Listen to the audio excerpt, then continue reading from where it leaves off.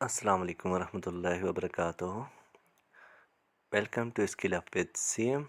اگر آپ کینوا میں ٹیکسٹ ٹولز کو مکمل طور پر سمجھنا اور پروفیشنل طریقے سے استعمال کرنا چاہتے ہیں تو یہ ویڈیو آپ کے لیے بے حد مفید ہونے والی ہے، تو آپ اس کو اچھے سے دیکھیے، مکمل دیکھیے۔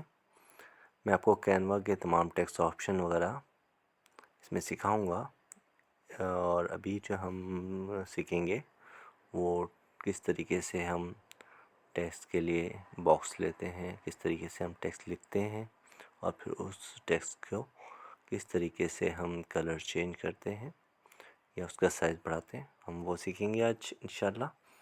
تو آئیے شروع کرتے ہیں انشاءاللہ۔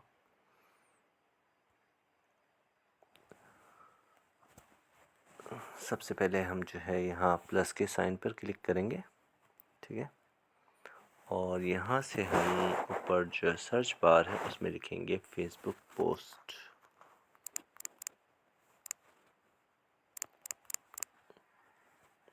یہ مختلف فیس بک پوسٹ کے سائز آ جائیں گے، ٹھیک ہے۔ آپ نے یہ سب سے پہلے جو آپشن آ رہا ہے 940 بائی 788 پکسلز، آپ اس کو سلیکٹ کر لیں۔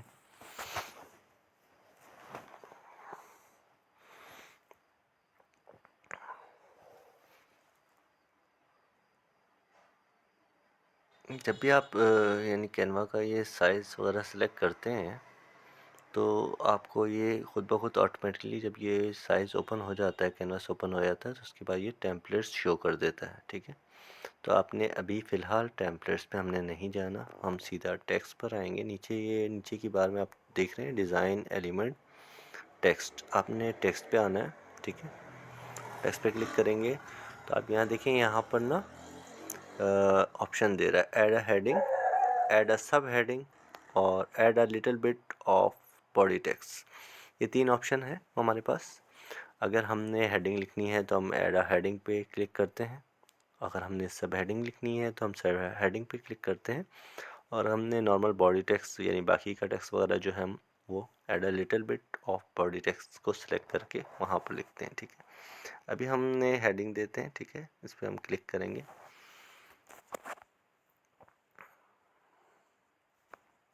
یہاں ہم ہیڈنگ دیں گے، ٹھیک ہے۔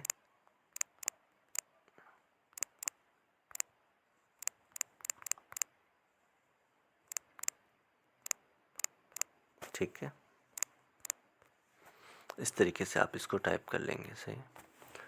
اب یہ سلیکٹ تھا، دیکھیے جب آپ نے اس کو میں آپ کو دوبارہ سے سمجھا دیتا ہوں۔ دیکھیے جب آپ ٹیکسٹ پہ کلک کرتے ہیں اور ایڈ ہیڈنگ لیتے ہیں تو یہ ابھی سلیکٹ ہے، ٹھیک ہے۔ بعض اوقات ایسا ہوتا ہے کہ آپ کا ہاتھ لگ گیا اور اس پہ ڈبل کلک ہو گیا، تو اس طرح سے یہ شو ہو رہا ہوگا، ٹھیک ہے۔ اب آپ اس کو چینج کرنا چاہ رہے ہیں تو ایک تو آپشن یہ ہے کہ آپ اس کو کہیں آخر کونے پہ جہاں جی لکھا ہے وہاں پر لے جائیں، وہاں کلک کریں اور اس سب کو ڈیلیٹ کر کے scale up with C M سے آپ یہ لکھ سکتے ہیں، کچھ بھی لکھنا چاہیں آپ لکھ سکتے ہیں، ٹھیک ہے۔ لیکن دوسرا طریقہ یہ ہے کہ آپ اس پہ ڈبل کلک کریں اور اس کو سب کو پکڑ کر ان سے سلیکٹ کر لیں، ٹھیک ہے۔ بعض اوقات یہ تھوڑا سا مشکل ہوتا ہے، آپ اس پہ سلیکٹ کر کے اس کو سلیکٹ آل کر لیں، ٹھیک ہے۔ تو اس طریقے سے یہ سلیکٹ ہو جائے گا۔ اب آپ دوبارہ سے کچھ بھی لکھ سکتے ہیں اس پہ، تو یہ سب سلیکٹ ہو جائے گا، وہ سارا ڈیلیٹ ہو جائے گا اور اس طریقے سے آپ لکھ سکتے ہیں، ٹھیک ہے۔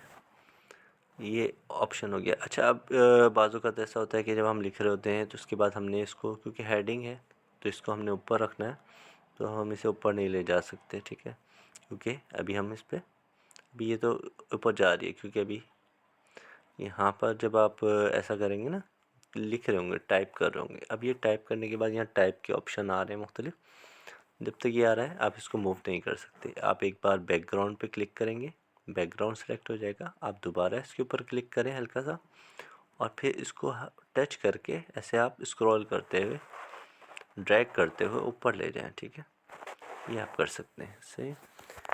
یہ ہو گیا کہ آپ کس طریقے سے ٹیکسٹ کو آپ نے لیا اور آپ نے اس کو کس طریقے سے موو کیا، ٹھیک ہے۔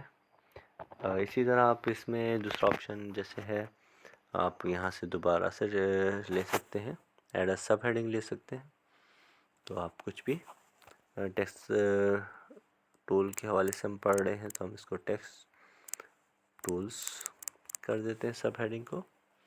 ٹھیک ہے، آپ دوبارہ بیک گراؤنڈ پہ کلک کریں، اس پہ کلک کریں، اس کو موو کر کے اوپر لے جائیں. صحیح. تو اس طریقے سے آپ مختلف تینوں آپشن کو استعمال کر سکتے ہیں. جیسے ایڈ اے لٹل بٹ ہے تو اس میں ہم باڈی ٹیکسٹ میں آپ کچھ بھی لکھ سکتے ہیں. جیسے ٹیکسٹ کے آپشن ہے، فونٹس ہے، فونٹس کلر ہے جو ہم آج پڑھیں گے،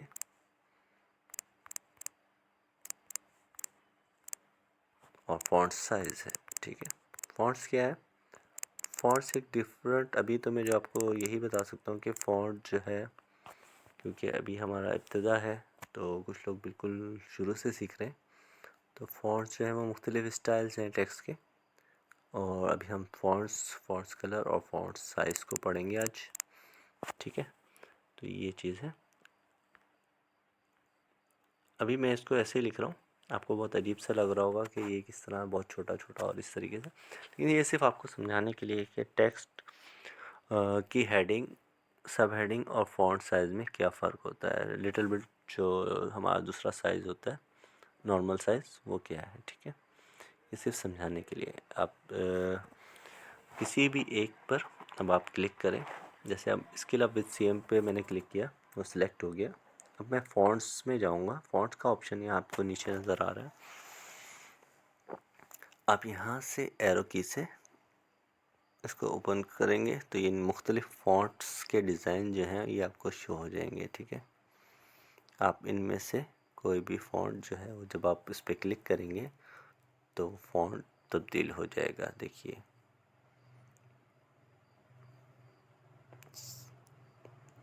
صحیح ہے، آپ کو یہ بات سمجھ آ رہی ہوگی. ٹھیک ہے، اس کے بعد آپ جو ہے نا، یہ مختلف فونٹس ہیں، آپ ان میں سے کوئی بھی فونٹ اپنے ڈیزائن کے حساب سے فی الحال سلیکٹ کر سکتے ہیں اپنے، یعنی کہ خوشی کے حساب سے. لیکن بعد میں اس کو آپ کو سمجھاؤں گا میں کہ اس کی بھی ایک سائنس ہے. کسی بھی فونٹ کو استعمال کرنا اس طرح نہیں ہے کہ آپ کسی بھی فونٹ کو، فونٹ ڈیزائن کے حساب سے ہوتے ہیں اور کس مقصد کے لیے ڈیزائن بنایا گیا ہے اس مقصد کے حساب سے بھی ہوتے ہیں.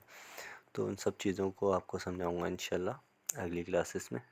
تو ابھی آپ نے اس کو بس اتنا سمجھنا ہے کہ یہ فونٹ کے مختلف اسٹائلز ہیں جنہیں آپ استعمال کر سکتے ہیں اپنے ڈیزائن کو، اپنے فونٹ کو خوبصورت بنانے کے لیے. ٹھیک ہے، اس کے بعد اگلا آپشن ہے ٹیکسٹ اسٹائل.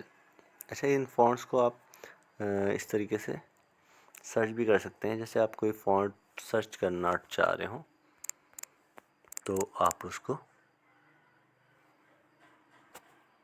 ابھی یہ فونٹ جو ہے یہ اویلیبل نہیں ہے، اس کی ایک وجہ ہے، اور وہ وجہ میں آپ کو بتاتا چلوں کیونکہ ابھی میرے اس موبائل میں نے ابھی کینوا پرو اوپن نہیں کیا ہوا، تاکہ آپ کو سمجھا سکوں کہ کینوا پرو کیا ہے. اور یہ بھی میں آپ کو ایک الگ کلاس میں انشاءاللہ سمجھا دوں گا کہ کینوا پرو اور کینوا میں کیا فرق ہے.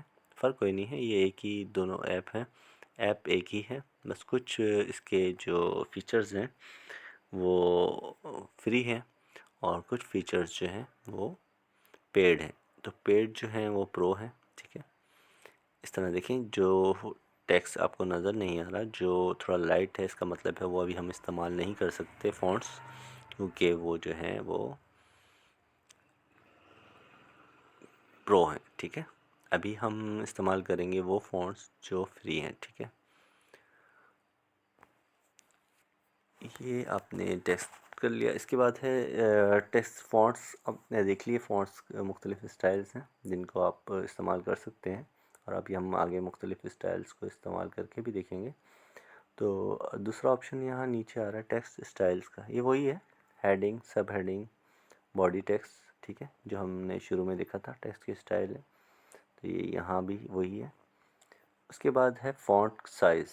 ٹھیک ہے، آپ فونٹ کے سائز کو یہاں پر کلک کر کے اس کو ختم کر کے یہاں پہ آپ کم یا زیادہ کر سکتے ہیں. ٹھیک ہے، اگر آپ زیادہ چاہ رہے ہیں تو زیادہ کر سکتے ہیں. ٹھیک ہے، اور یہاں سے بھی اس کو، اس بار کو بھی چھوٹا کر کے بڑا کر کے آپ فونٹ کے سائز کو تبدیل کر سکتے ہیں. ٹھیک ہے، یہ فونٹ سائز آپ اس طریقے سے کر سکتے ہیں. اس کے بعد ایک آپشن آ رہا ہے کلر کا.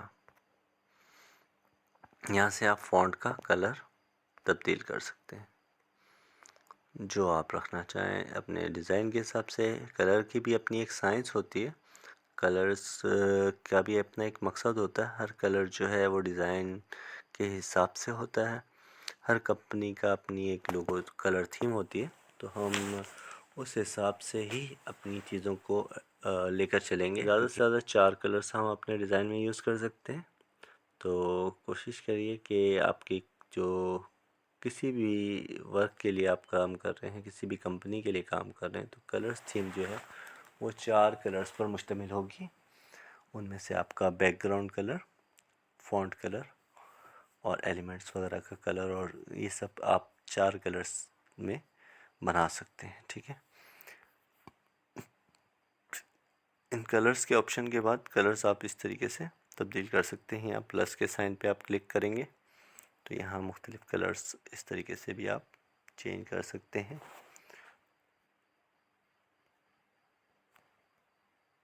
یہاں سے کلر کو چینج کر کے آپ کلر کا کوئی بھی کلر آپ جو چاہیں وہ بنا سکتے ہیں. اس کو اوکے کریں گے. ٹھیک ہے، جیسے آپ اس کو کراس کریں گے یہ آٹومیٹلی آپ کا سلیکٹ ہو جاتا ہے کلر. تو اس طریقے سے ہم کلرز کو چوز کریں گے. ٹھیک ہے، اس کے علاوہ جو آپشن ہیں وہ انشاءاللہ ہم اگلی کلاس میں پڑھیں گے. ابھی کلاس بہت طویل ہو گئی، سے 12 منٹ ہو چکے ہیں. تو اگلی کلاسوں میں ہم اس کو مزید دیکھیں گے. تو اگر آپ کو کوئی چیز سمجھ نہ آئی ہو تو کمنٹ سیکشن میں ضرور بتائیے گا.